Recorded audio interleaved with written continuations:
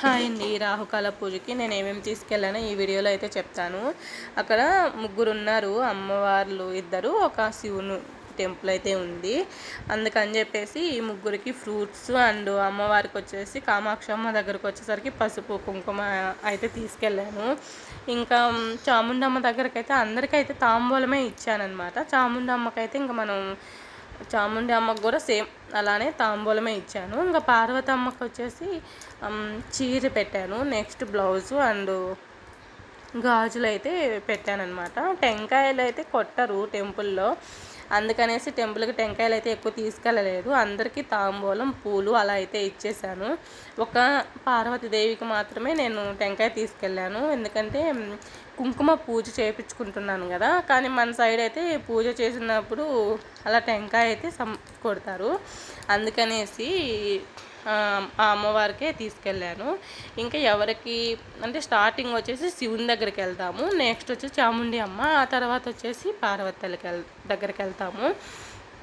నేను ఫస్ట్ శివుని దగ్గరికి వెళ్ళేటప్పుడు పూలు అండ్ ఆకు ఒక్క తాంబూలం లెక్క అలా తీసుకెళ్ళి పండ్లు, ఆకు ఒక్క పండ్లు అలా శివునికి అయితే కవర్లో పెట్టేసుకొని ఇంటి దగ్గర అలా అన్నీ సర్దేసుకున్నాను అనమాట.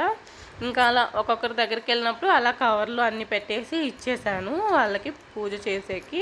పూజ అంటే ఇంకా మనం టెంకాయ తీసుకెళ్తే బయట కొట్టిస్తారు, అలా కొట్టించే బదులు మనం తీసుకెళ్ళిన వస్తువు అమ్మవారికి అయితే సమర్పిస్తారు కదా, అదొక హ్యాపీనెస్గా ఉంటుంది. అందుకనేసి అలా పూల తాంబూలం అలా అయితే తీసుకెళ్ళాను. ఇద్దరికి కూడా అలానే తీసుకెళ్ళాను. పార్వతల్లికి వచ్చేసి ఇట్లా అన్నీ తీసుకెళ్ళాను. నేను వెళ్ళేసరికి అయితే అమ్మవారికి చీర అయితే కట్టేశారు. అంటే ఇక్కడ ప్రతిరోజు ఒక చీర కడతారంట, అందుకని నేను ఆ చీర అయితే కట్టేసి ఉన్నారు. ఇంకా ఈ చీరని రేపు కడతాము అని అయితే చెప్పాడనమాట పూజారి. ఇంకా సరే అని చెప్పేసి సరేలే మనం తీసుకెళ్ళింది అమ్మవారికి చెందాలి, ఎప్పుడు చెందితే ఏముంది, ఒక్కరోజే కదా డిఫరెంట్ అని అయితే సరే అని చెప్పాను. ఇంకా లోపలికి నేను రాహుకాల పూజ ఎందుకు చేయించుకున్నానంటే నాకనే కాదు ఎవరికైనా రాహుకాల పూజ చేయించుకోవడం వల్ల ఉపయోగాలు ఏంటంటే నవగ్రహ దోషాలు, నెక్స్ట్ మనకి ఏదైనా చిక్కులు అలా చిక్కులు కొంచెం ఏదో ఫ్యామిలీ సమస్య అలా ఏదన్నా ఉంటే కొంచెం పరిష్కారం ఉంటుంది అని ఒక నమ్మకం అన్నమాట. నేనైతే రాహుకాల పూజ నేను దీపం పెట్టింటా అని చెప్పి నాకైతే కొంచెం బెటర్ అయితే అని అనిపించింది, పర్లేదు అని అయితే అనిపించింది. అంటే అతిగా ఆశపడకుండా మనము ఆశపడిన దాంట్లో కొంచెమైనా న్యాయం ధర్మమైనా ఉండాలి, అలా అయితే నేను అనుకున్నాను అనమాట. ఏదో నా కష్టానికి తగ్గట్టు నేను కొన్ని అనుకొని అయితే ఇలా పూజ స్టార్ట్ చేశాను రాహుకాల పూజకి.